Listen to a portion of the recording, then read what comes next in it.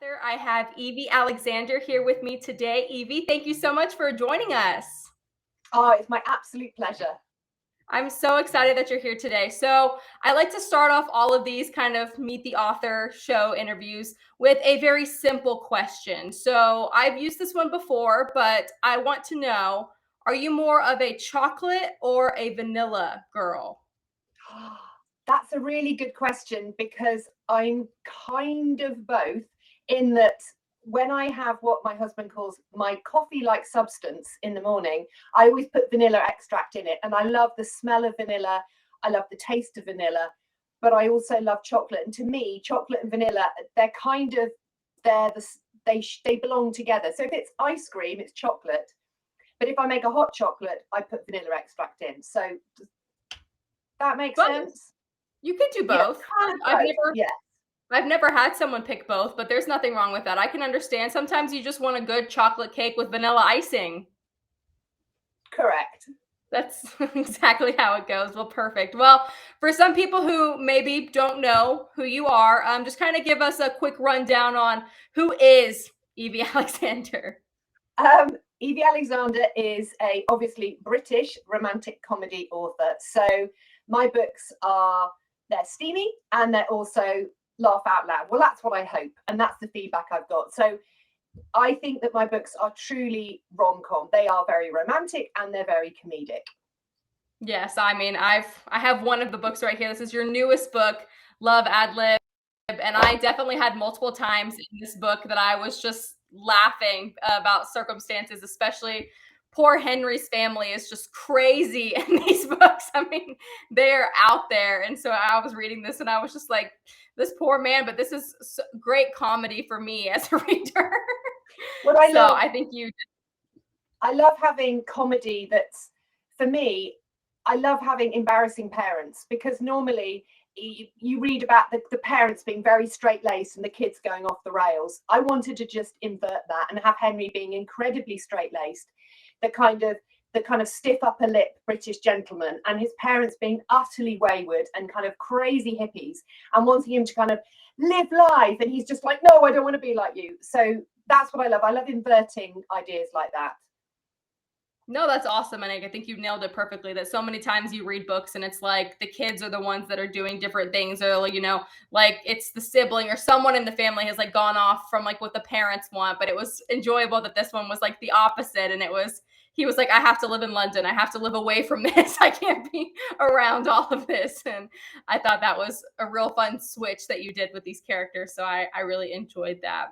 So I guess we'll talk about a little bit for people who don't know much about Love Ad Lib. Talk us through some of the tropes and just what's happening in your newest book that you could tease for people if they haven't picked it up yet.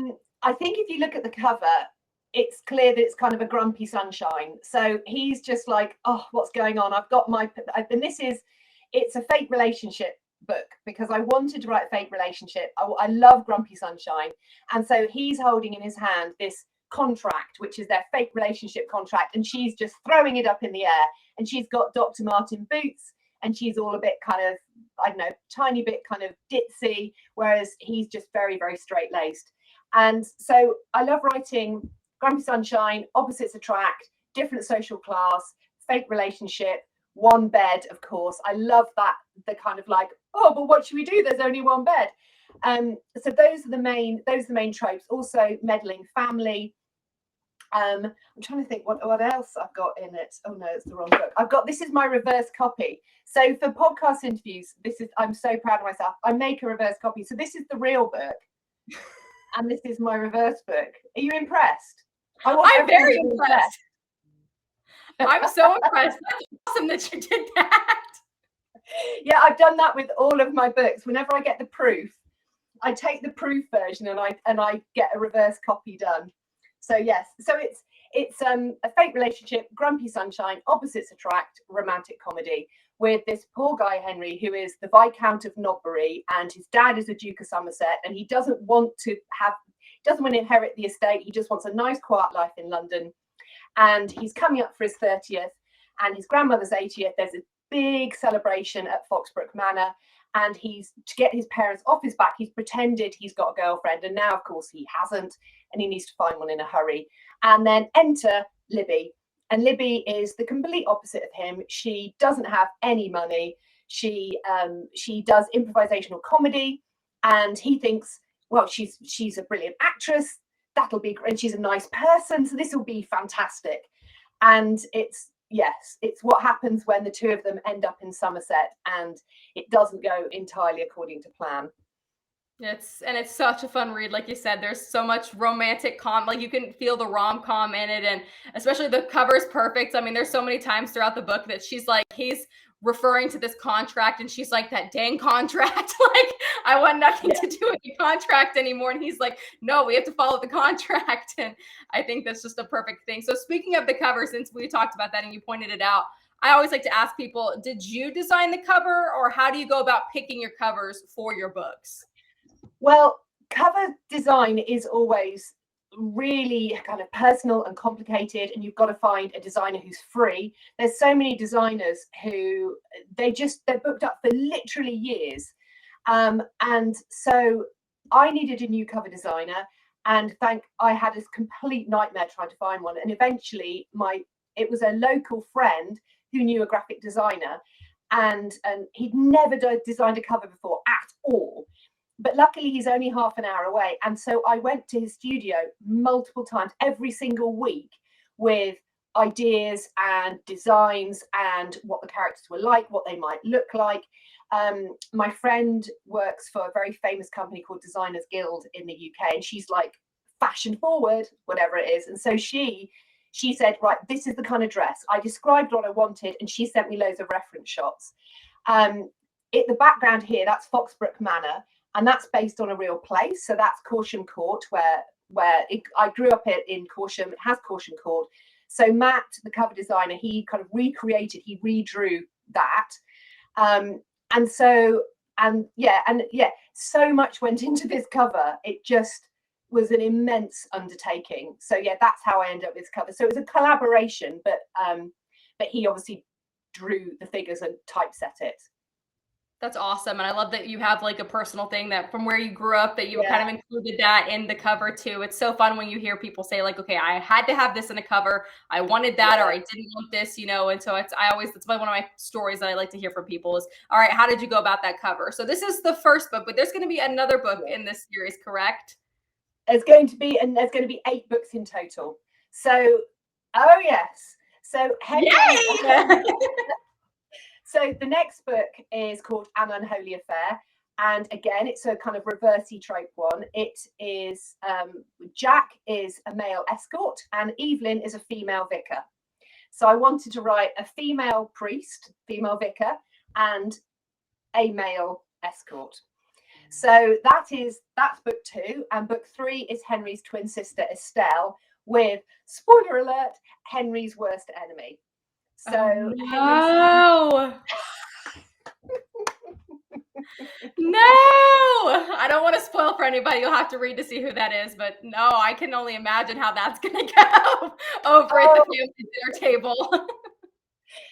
My husband absolutely hates this person, and he says that I should just run him over with a tractor. Nobody likes this person because I've in book 1 and book 2, he's just horrible. So I'm on a massive redemption arc. So you have to redeem him for people to like him in book 3, or else we're going to be like, why did we write about him? Yes. So yeah, it's really interesting. I think it's interesting what I'm doing, how I'm explaining his behavior and explaining who he is. So I started that one, and then after that, so there's Love Ad Lib, this one. Then there's An Unholy Affair, which is coming out in September. Then The Upper Crush, which I've just, this is me writing. This is how much I've done at the moment. So that's I'm hoping to do it all in 10 weeks. Then there's a book, because I did a yoga teacher training course a decade ago. So book 4 is called The Love Position, and it's going to be set at a yoga ashram. So set in Foxbrooke and at this ashram. And then so I plotted out the rest of the series already, and I just need time to write it. But yeah, it's all about Henry's family and friends, and they all get there happy ever after. That's incredible, and I'm excited to read the next one. And even Estelle, even though who she's picking, I'm not sold on yet, but she's a little bit of a fireball in these books, anyways, and I love her character. And so that kind of leads me to another question. Do you take people from your real life to kind of ingrain them into your characters, or do you just kind of come up with characters and you just write them however you want to? They're real people always come into the characters. Always, always, always, always, always. Yes. So Estelle is a mix of people I know and me.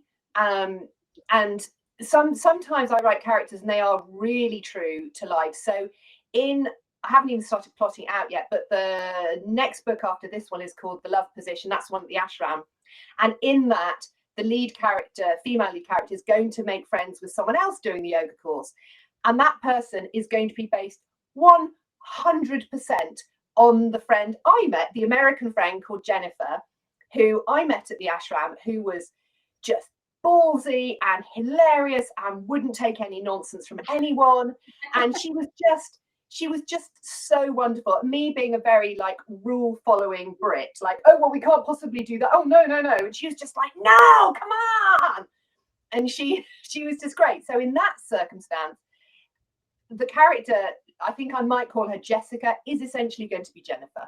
But in other times, you have to kind of mix and match different qualities of people and different experiences that you've had or your friends have had.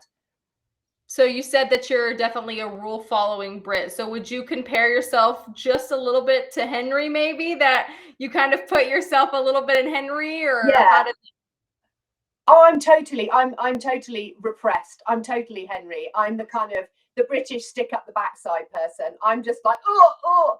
But at the same time, I've got, we all have different facets to us, but I'm also very tall, and I'm 6 foot. And so I've always grown up feeling really conscious of my height and kind of not wanting to stick out, even though I clearly do. And I'm just, so I do empathize. And I remember being, I think, about 14, and my mum decided she wanted to dye her hair pink. And I was just like, just no, you can't do anything. And that kind of excruciating embarrassment that children can feel about their parents. Yes, there's a lot of Henry in me as well. That's awesome. And just a little side note about you being 6 foot, I think that's incredible. I played volleyball when I was growing up, and I would have loved to be 6 foot tall. That would have been great for my volleyball career. Awesome. I think I maybe would have actually played in college. I didn't make it quite that far, but I'm only 5'9", so I had a bit of a ways to go. That's fairly tall, though. I like to think, sometimes people say that I'm tall for a girl, but you never know. So, all right. Well, one of my next questions is, you said some of it, I think, with, talking about the cover, how you had some factors from your hometown, but where does your inspiration come from some of these books? You kind of talking about some other places like your yoga, you're including that in there. Is it just things that are around you, or maybe like things that you wish, how do you go about, and what inspires you? Everything inspires me. I can't tell you how much inspires me from life, my friends, things I might see, people I might meet. Absolutely everything inspires me, to the point where I don't have enough time to write all the books in my head. I just don't. And so, because I'm not young anymore. I've lived so far a very, very full and incredibly varied life. And so I find myself kind of picking up things from my past that I haven't maybe thought about for years, and thought, right, well, that's going in a book then. Or bits of knowledge that I think everyone knows and they don't. It's just, I know that. So I put in a book, but then obviously I have to explain it. So yeah, the ideas, and so An Unholy Affair, I've had as an idea, the female vicar Mel Escott, I've had that idea for over a decade. And there's in fact a standalone book that I first wrote as a screenplay, an outline for a screenplay 20 years ago. And that's going to be a book I will end up writing probably in 2 years' time. So the ideas, they don't kind of go anywhere, but they're just, I don't know. And the other night I went to bed and I came up with this idea for a kind of like a friends to lovers, kind of second chance celebrity romance idea, and it was just already the idea was enough. I haven't written it down yet, so but yeah, ideas come from everywhere.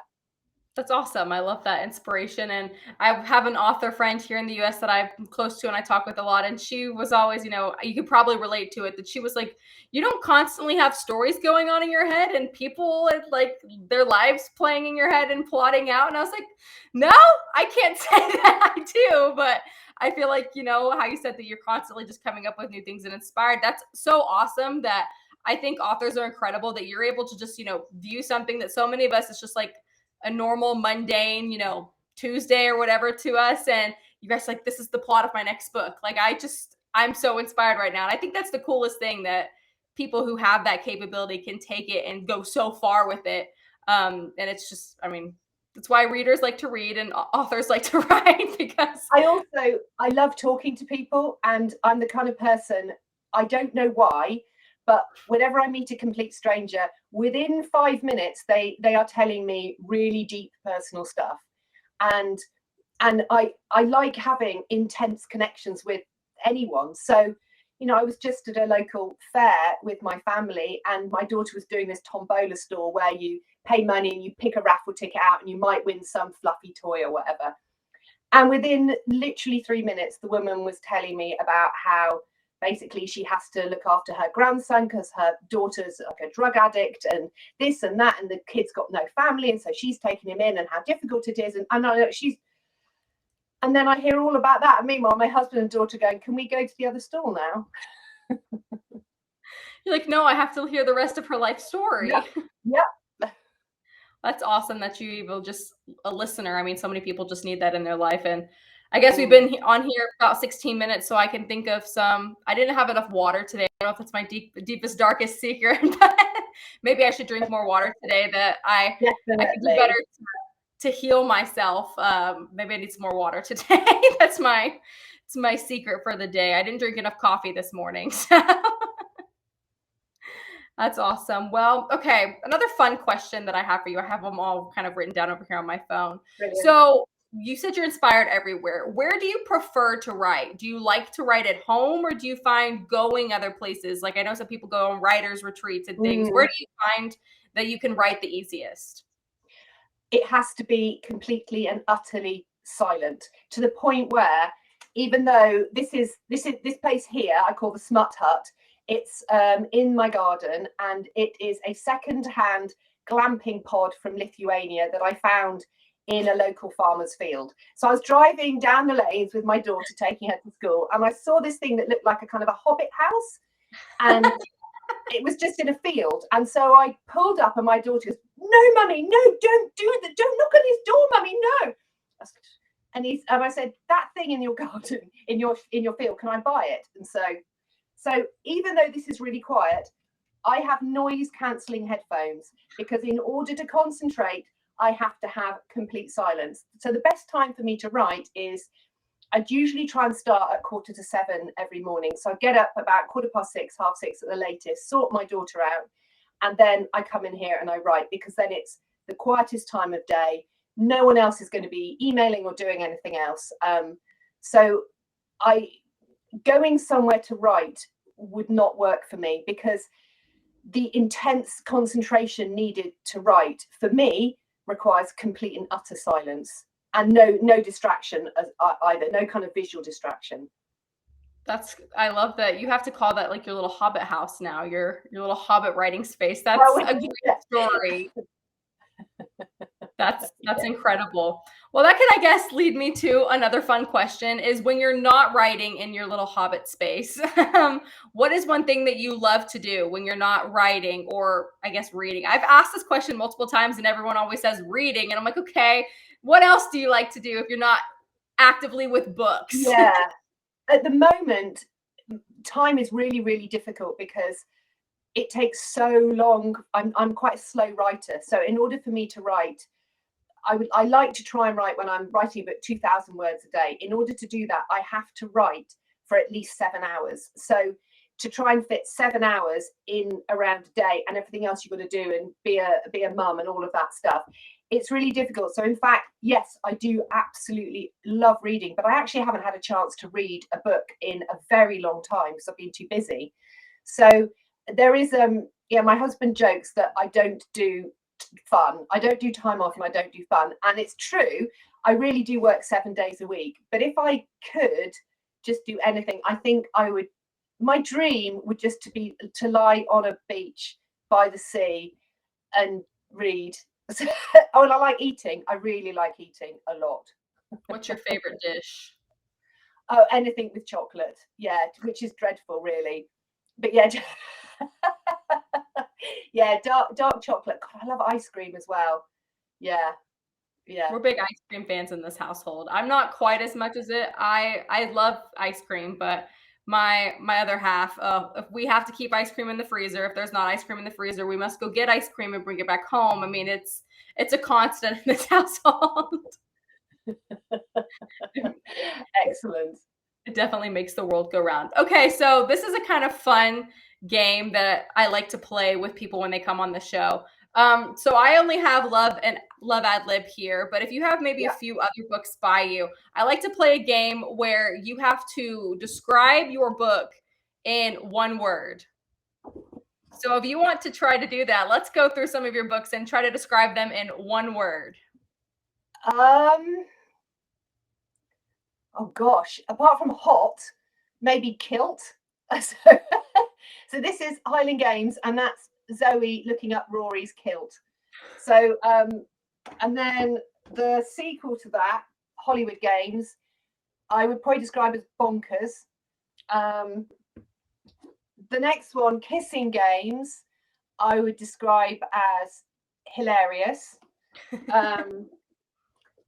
Musical Games, oh god, this is really difficult. Heartfelt, even though this is incredibly hot and incredibly funny, I'd say heartfelt. This is like off the charts hilarious. So this is proper laugh out loud, the funniest book I've ever read. Sorry, written and read. It makes me laugh. Then the books I've written with Kelly, my book in my story in here, Animal Attraction, I would describe as insane. It is just insane. Then my book in this one is called Off with a Bang, and I just how would I describe it? I love it. Brilliant. If you can describe your own books as brilliant, Off with a Bang is brilliant. And Christmas Chaos, again, it's probably a bonkers. Wonderful and bonkers. Yes, Christmas. Let's just say Christmas. So Holiday. And then I think Love Ad Lib. Oh gosh, what would it be? I don't know. I really don't know. I'm lost. You can think of a word for Love Ad Lib. Rom-com. I mean, if you want to say that, rom-com, I think is like a perfect description of it. It's literally like watching a rom-com play out in front of you. Everything is crazy and chaos, but funny. But then it's sweet at the end and steamy. I think rom-com is a fair word. Perfect. Oh, the other thing I forgot to say about this is that it's, as you know, heavily influenced by Jane Austen and Pride and Prejudice. So yes. I live just south of Bath. So Bath is like Jane Austen land. And so there's a lot of references in this, a lot of references to Henry being a little bit like Mr. Darcy. There's a very, I won't do a spoiler, but there's lots and lots of Pride and Prejudice references within the book. So that's something else. If you like Jane Austen, you'll love that too. I love Jane Austen and I love Pride and Prejudice. And so when I saw her contract name that they decided on, I was like, hey, I see what we did here. It was definitely a very enjoyable, and yes, I think it's perfect to mention that for people, that if you're a fan of Pride and Prejudice, there's a lot of references and just how the book's written, again, how it's, you have, you know, that society, and then she's kind of coming in and she's like, I don't think I fit here and everything. It's a perfect description of all of that. So, and we'll go with rom-com. All right, this is another question about kind of all of your books, but we could focus more maybe on Love Ad Lib if you want to pick one, but I know it's a hard question to ask authors. Do you have a favorite character that you've ever written? Yes, I do. And I feel dreadfully I just feel terrible for saying this, but I love him. I love him. And that's Charlie from Kissing Games. He is, when I first wrote Highland Games, I thought that I was so obsessed with Rory. I just was completely in love. I thought he must be real because I thought about him so much. I even Googled him to try and find the real Rory. And then I wrote Charlie, and my heart, my heart, my heart. He is hilariously funny. He is incredibly hot. He's sweet. He's basically a concert. This is a slight spoiler. He's basically a concert pianist. So he's a badass tattooed ex-special forces bodyguard who can play the piano as well as better than most professionals. He is, oh God, I love him. I just love him. I love him. He's just, it's Charlie. That was very easy. Love that. So many times people are like, oh, it's like picking children I don't know. And I love that you were like, no, I have a favorite kid. It's right here. Yes, I know. I do feel bad, but the more books I write, the more I kind of know deep down, even though I love them all in different ways, Charlie, I love him. I love him. Do you have a favorite book maybe, or is this one a little bit harder that you've ever written? That's much harder because as a writer, each book you write, you get better at your craft. So even though I love my early books and I still happily reread them, it's just you can't help but think, oh, maybe I could have done that better or done it differently. So although at the moment, I think out of all of my books, probably this is possibly my favorite, because Wedding Games is almost pretty much the final book in the Kinloch series. So Rory and Zoe getting married and all the people. So, Charlie and Valentina, and Sam and Jamie, and all the people that you've come to know and love through all the books are there. So you feel as a reader that you know them really, really well, and it's them at like peak them. So it's incredibly funny, but also your heart, you just love these people so much. So they feel so real. And yeah, I think because I love the whole character so much, and when they come together in this book, it is so funny. And so, but also so sweet. And you're like, I want friends like that. I want a mum like that. Do you know what I mean? So yeah, maybe this, because I just love them. I love them.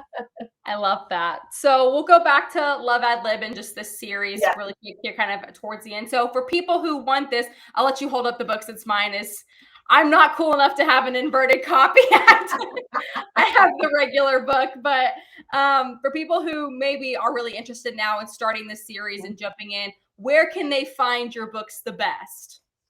Everywhere, absolutely everywhere. So if you want to go to a universal link, it's books2read.com/loveadlib.